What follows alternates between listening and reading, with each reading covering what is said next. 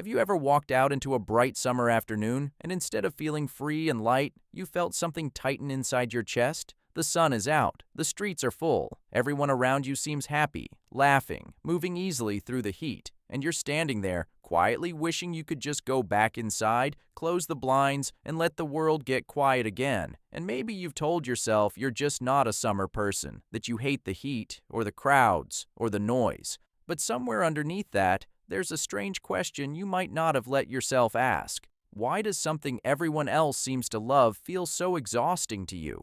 Because here's what nobody tells you.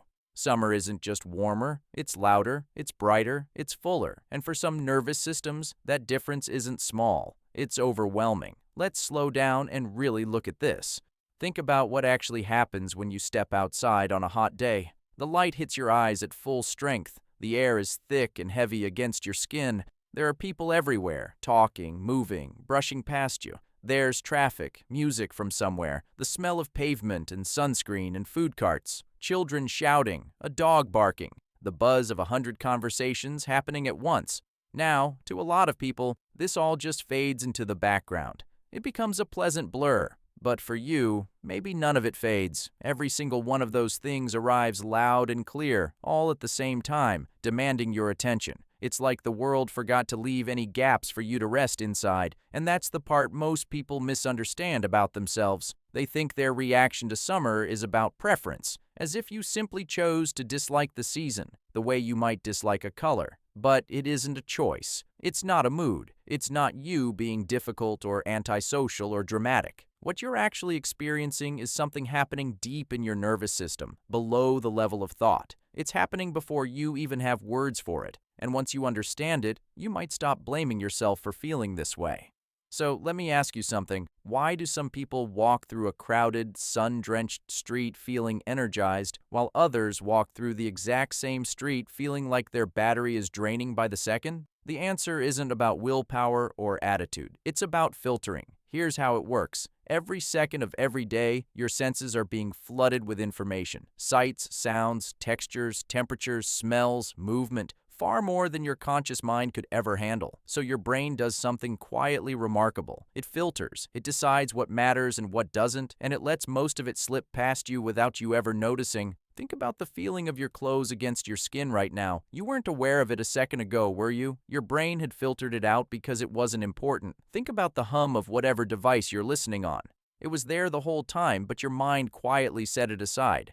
That filtering is happening constantly, in the background, keeping the world manageable. Without it, you would be drowning in detail every waking moment. But here's the thing, not every nervous system filters the same way. Some filters are set to let very little through. Those people can stand in the middle of chaos and barely feel it. And some nervous systems have filters that are more open, more sensitive, letting far more of the world reach the surface. And if that's you, summer becomes a very specific kind of challenge, because summer is the season that turns every input up at once. The light gets more intense, the sounds multiply, the crowds thicken, the heat presses on your skin without stopping, and it never gives your body a moment to settle. Your filter, which does perfectly fine on a quiet winter afternoon, is suddenly asked to process more than it was ever built to handle. It's not that your filter is broken, it's that it was never designed for this volume. Imagine standing in front of a faucet, holding a small cup, trying to catch the water. In most seasons, the water comes out at a gentle trickle. You catch it easily. But in summer, someone turns that faucet all the way open. The water comes rushing out, faster than you can catch it, spilling over your hands, splashing everywhere.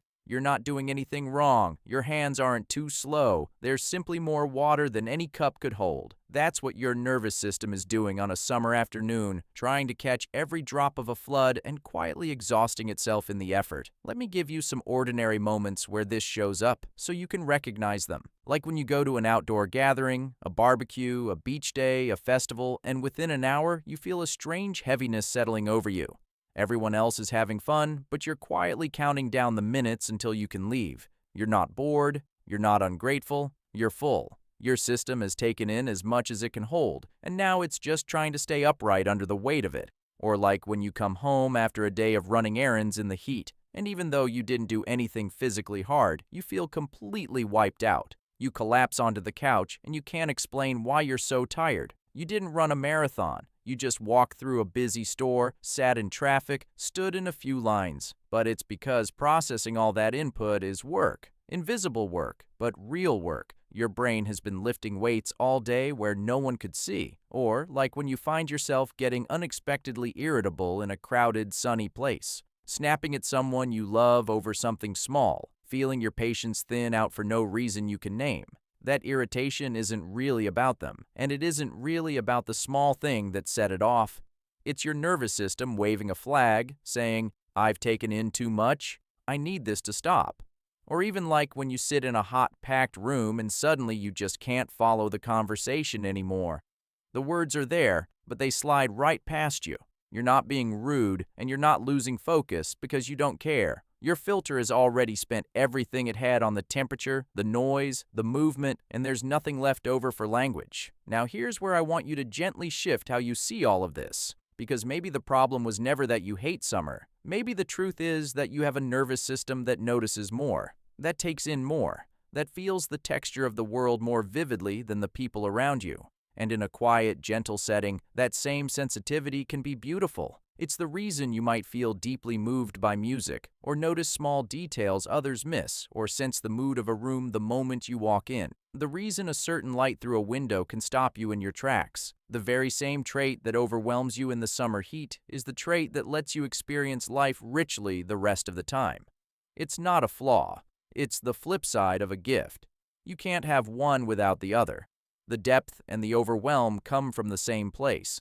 Let's go a little deeper, because there's a second layer to this that matters. When your nervous system is overloaded, your body doesn't stay neutral. It starts to interpret the flood of input as a kind of pressure, and pressure can feel a lot like stress. Your heart rate might rise a little, your breathing might get shallow, your muscles might tense without you realizing it, your jaw might tighten, your shoulders might creep up toward your ears, and your mind, sensing all this tension in the body, starts looking for a reason. It thinks something must be wrong, so it grabs the nearest explanation. I'm anxious, I'm in a bad mood, I hate this. But often, nothing is actually wrong. Your body isn't reacting to a threat. There's no danger, no problem to solve. It's just reacting to volume, too much coming in, all at once. And once you understand that, the feeling loses some of its grip. Because you can look at it and say, oh, this isn't danger. This is just my system asking for less. That single realization can turn panic into something you can breathe through. And I want to say this clearly, because I think you need to hear it. Feeling overwhelmed by summer does not mean something is broken in you. It doesn't mean you're weak or fragile or too much. It doesn't mean you're missing out on some joy that everyone else is entitled to and you're not. Different nervous systems are simply calibrated differently. Some are built to thrive in loud, bright, crowded environments. Some are built to thrive in calm, quiet, gentle ones. Neither is better. Neither is the correct way to be. They're just different settings on different instruments, and yours happens to be tuned finely. A finely tuned instrument picks up sounds a rougher one would miss. It also picks up the noise. There's nothing to fix here. There's only something to understand. So, what does this actually mean for you, day to day? Not a list of rules, just a shift in understanding.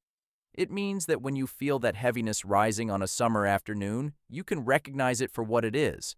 Not a personal failing, not you being difficult, just a nervous system reaching its capacity. And when you know that, you can respond to yourself with a little more kindness instead of frustration.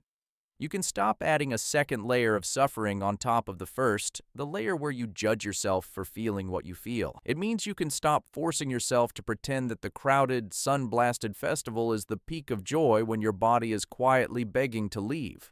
You're allowed to honor what your system is telling you, stepping into some shade, finding a quieter corner, going home earlier than everyone else, sitting near a window instead of in the middle of the room. Not because you're antisocial, but because you're paying attention to a real signal, the way you'd pay attention to hunger or thirst. And it means you can finally stop carrying the quiet shame that maybe you've been carrying for years. The sense that everyone else got the memo about how wonderful summer is and you somehow missed it. You didn't miss anything. You didn't fail some test that everyone else passed. Your instrument is just tuned to a different frequency. So the next time you step out into that bright, buzzing, overwhelming heat and you feel that familiar tightening inside, I hope you can pause for just a moment. And instead of thinking, what's wrong with me? You can think, oh, right, my filter is full. There's just a lot coming in right now, and that's okay. Because you don't hate summer. You never did. You simply feel the world more fully than most. And once you understand that about yourself, the overwhelm doesn't disappear, but it softens. It becomes something you can hold gently instead of something you have to fight. The faucet is still running fast, but you finally understand why, and knowing why changes everything.